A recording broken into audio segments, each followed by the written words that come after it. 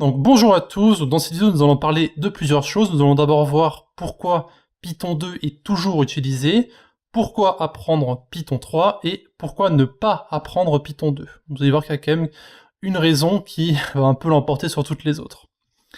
Donc Python 2, donc pourquoi est-ce que les gens sont toujours sur Python 2? Eh bien il y a en fait plusieurs raisons. En fait c'est qu'il y a une incompatibilité entre la version 2 et la version 3. C'est-à-dire que si vous aviez un code qui était écrit en Python 2, eh bien vous ne pouviez pas utiliser Python 3 pour l'adapter en fait, comme c'est le cas avec plusieurs versions de nos jours. Par exemple, si vous faites du JavaScript, si vous avez écrit du JavaScript il y a quelques années, eh bien il sera toujours valable aujourd'hui, ça n'a pas vraiment d'importance. Eh bien avec Python, c'est pas du tout la même chose, il y a en fait, comme j'ai dit, une incompatibilité entre les deux. Et le problème aussi, c'est que vu que Python 2 est toujours mis à jour, eh bien les gens restent sur Python 2 au lieu de passer sur Python 3 qui possède de nouvelles mises à jour, donc quand même chaque mois. Voilà. Et bien sûr, évidemment, l'excuse pour les gens qui utilisent Python 2 pour ne pas passer à la version 3, c'est que les modules qu'ils ont écrits ou les modules qu'ils utilisent ne sont pas compatibles avec la version 3, comme je l'ai dit il y a un instant. Problème, donc pourquoi est-ce qu'on va utiliser la version 3?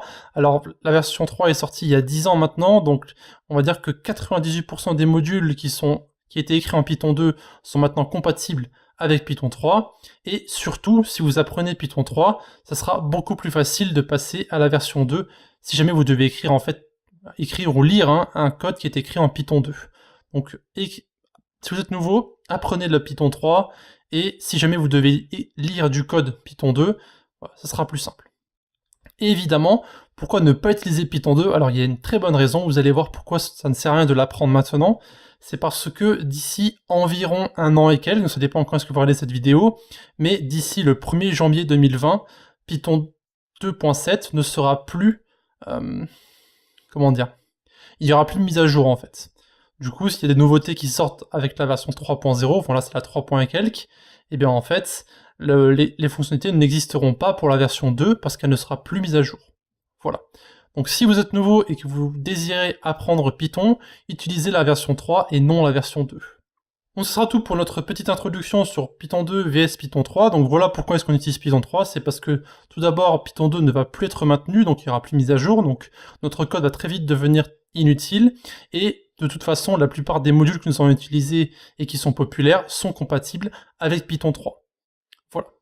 Donc comme d'habitude, si vous avez des questions à poser, vous avez les commentaires de YouTube, vous avez le Discord de la communauté, vous avez le site web, vous avez plein d'endroits où vous pouvez poser vos questions et où les gens vous répondront. De plus, n'hésitez pas à visiter nos différents réseaux, donc eux aussi dans la description, Discord, notre blog, Facebook, Twitter, Google+, etc.